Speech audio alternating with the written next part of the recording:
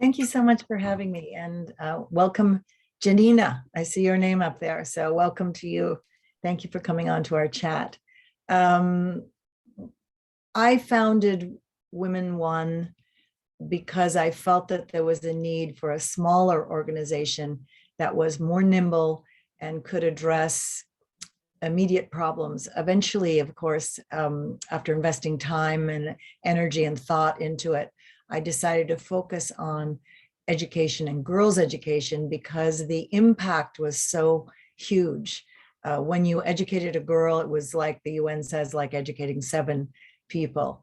And educating a girl, uh, occurrences of HIV/AIDS goes down, occurrences of violence go down. And if a mom can just read, they say she has 50% chance her child will live beyond the age of 5. So that's pretty powerful stuff. Plus, talking to a lot of the mamas in Kenya and some of the other countries, that they tell me that their daughters, when they get an education, come back into the community, focus on the community, the family community, and raise the level of the community. So it's it's probably what the UN says. It's the best use of a dollar of your money is investing it into a girl, because her impact on herself, her family, and the community is so positive. So it increases GDP. It's just so many positive things about it. So that's why we decided to focus on girls' education. We're in 6 countries. We've worked in sometimes building schools. We sometimes, submitting, donating scholarships for people that need that at that time. But we've worked in partnership with Duke University on a leadership program in Zatri camp, which is in Jordan, the second largest refugee camp in the world with the Syrian refugees. We created a leadership workshop where part of it was we gave girls little cameras and asked them to film and photograph what they found very difficult to speak about. And they did small 1 minute, 2 minute, 3 minute, 5 minute films. Some of them were just creative ways children play in the camps when they have nothing, and it's some of it is heartbreaking and some of it is quite fun and funny. And we realized it did is it increased the self-esteem of the girls, because they realized what they had inside, they could create something. Instead of being a victim of something that had happened to them, they were much more empowered. Plus, it positively impacted their own family, their fathers and brothers, who couldn't believe what they could do. So that was really, really interesting. We're drilling down, really focusing in Kenya, in a small rural place called Nanyuki, about 3 hours outside of Nairobi. And we have a partner there, a partner on the ground. We're in very tight communication with them of what is needed, because many of these children that we do work with come from working or living on the streets, or single moms that only sell vegetables as an income.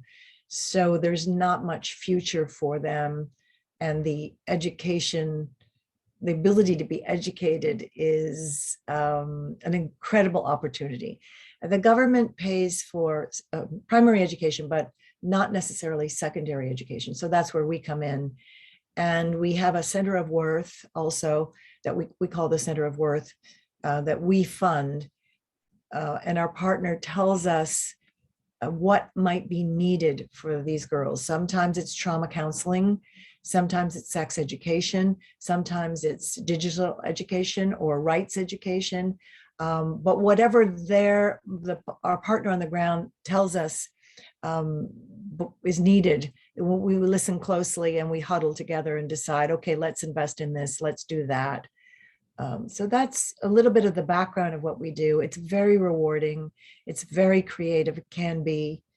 Having been in the beauty and the fashion world for so many years, I try to use those connections and creatively together come up with ideas where those large luxury organizations can make a difference. You know, L'Oreal creating, say, a workstation for hairdressing or something like that.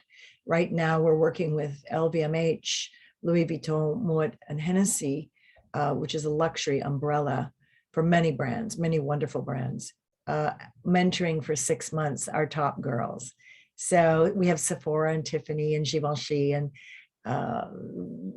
women from those companies. And it was so moving because we did our first mentoring program this week, and they showed pictures of themselves at the same age as the girls are now and what they wanted to be then and how it changes over time.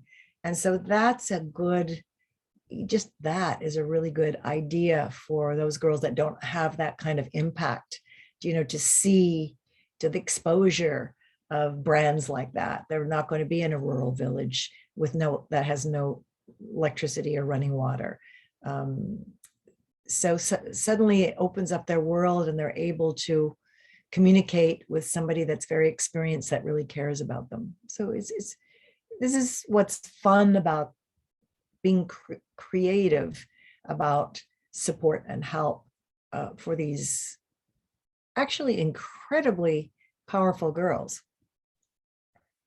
So that's a little bit about the background of WomenOne.